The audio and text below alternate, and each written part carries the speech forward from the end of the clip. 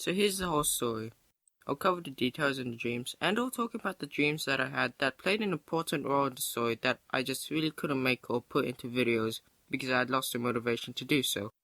I'll talk about the first dream that started it all. Also, I want to make this as long as I can. In the first dream, Earth was catastrophically blown up. You know, like what happened to Alderaan. Several ships fled of what remained of the floating rock. However, no one actually knows how the Earth was blown up. It could have been a result of nuclear war, or that the moon was an Imperial space station. Now no one knows. Regardless, Earth is just an asteroid field. I was in a starship when my crew decided to land on some other planet, and I don't know, but doesn't the background kinda look like Canada? I mean, it did when I was originally in the dream, like, it was snowing, people were playing hockey, whatever. This cutscene played, and at the bottom the title box said, quote, "I'm glad you made it. It got close there. As we know, Earth has blown up, and as far as I know, we're the only survivors." And that's basically what happened. Also, the survivors are the following people as listed. Well, it turned out we weren't the only survivors, as we were put into the detention center, and they did some tests on my fellow survivors.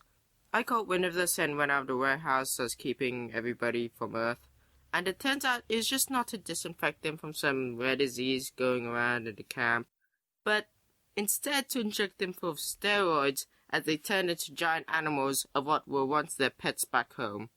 We had a big fight and I took care of them, and we all managed to reach out to the government and got a free pass to do anything in the new world. I never actually got to turn this dream into a video. It got a bit too stale for me and I got burnt out. But this dream is actually quite important. It starts with a press conference at a hotel and it will end with a burning hotel. Don't ask me why I came along to the press conference with other people who have millions who worship them as gods, but I had two friends coming along with me at least.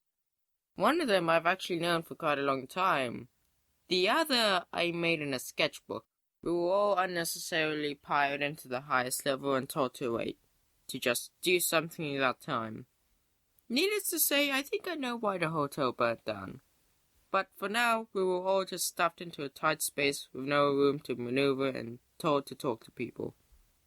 Then the fire alarm came on, and the YouTubers panicked. The only fire escape was up a spiraling staircase, which also had a gaping hole in the middle of it, so if you couldn't make the jump, it would reset your progress and you'll probably most likely be set on fire.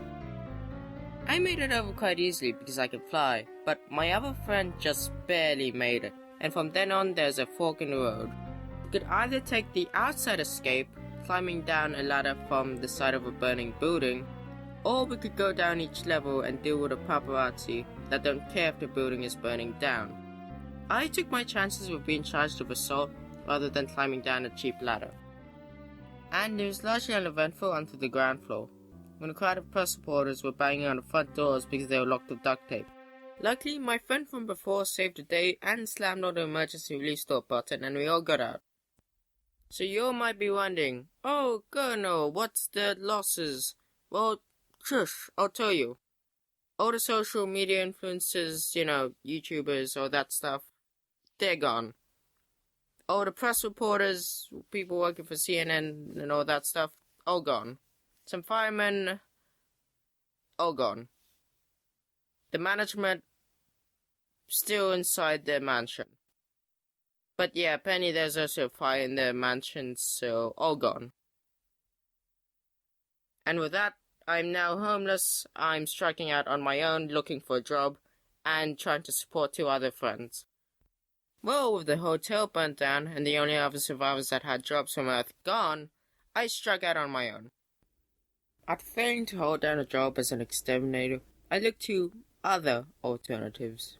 It turns out my brother was running a university. I went there only to discover that all my other friends had moved to this new world. After the skirmish, one of them even gave me her jacket because she needed someone to take care of it, which was nice. Nothing much happened after that though, and I'm still homeless. I was on the beach contemplating when all went wrong when I received word that there's going to be a German Panzer Division punching through the beach. Now, despite how weird that sounds to you, I do remember seeing some British warships parking in the bay. So maybe it was not so outlandish when a shell hit the sand. So anyways, I started running for the nearest beach entrance to get my luggage and a taxi.